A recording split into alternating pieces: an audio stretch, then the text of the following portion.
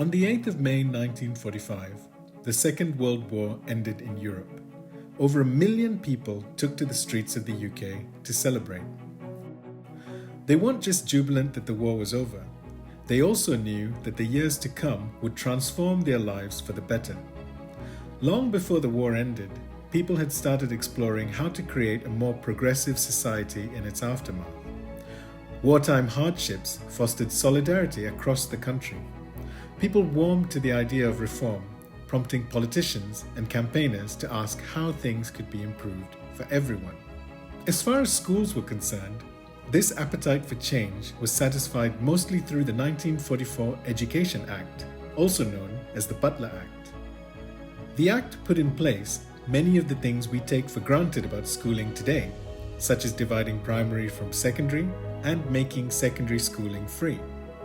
Before the Butler Act, children in the UK only had to attend school up to the age of 14.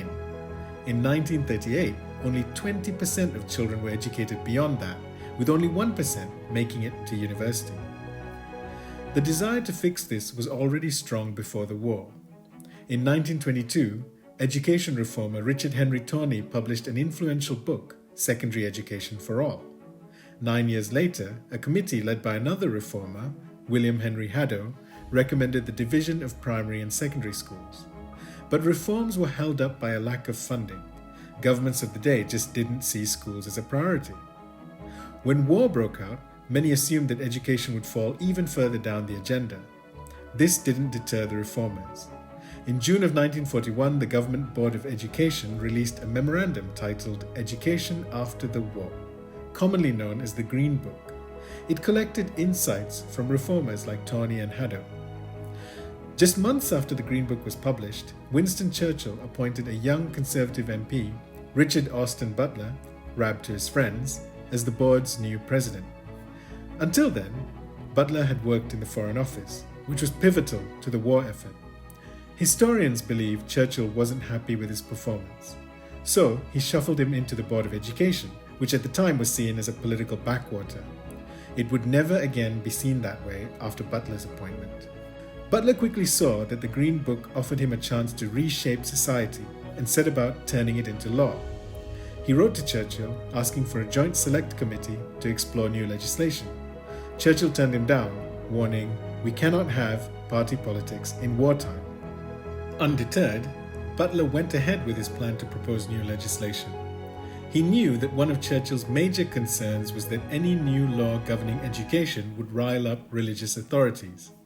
As a young MP, Churchill had witnessed a similar controversy in 1902 when powers to set up and run schools were transferred from church bodies to local government. Over the next 2 years, Butler reached out to various church authorities and gradually brokered a compromise, allowing them to stay involved in education and receive government funding while also giving local education authorities greater control. By 1943, Butler was ready to take the next step, publishing a white paper, Educational Reconstruction. It formalized many of the recommendations in the Green Book and fleshed out how the reforms would work in practice. And it formed the basis for the Butler Act, which received royal assent in 1944 and was enacted in 1945, shortly after the war. One of the Act's most famous consequences was the tripartite system of state schooling: grammar schools for the academically inclined, secondary technicals for the technically inclined, and secondary moderns for everyone else. While welcomed for its progressiveness at the time, the tripartite system would go on to become one of the most controversial aspects of UK education. But that's a story for another day. Overall, the Butler Act was revolutionary for its time. Besides making secondary education free, it recommended a gradual increase of the school leaving age, introduced a more equitable funding system for schools, and brought in a new process for setting teacher salaries. It made local education authorities responsible for school meals and milk.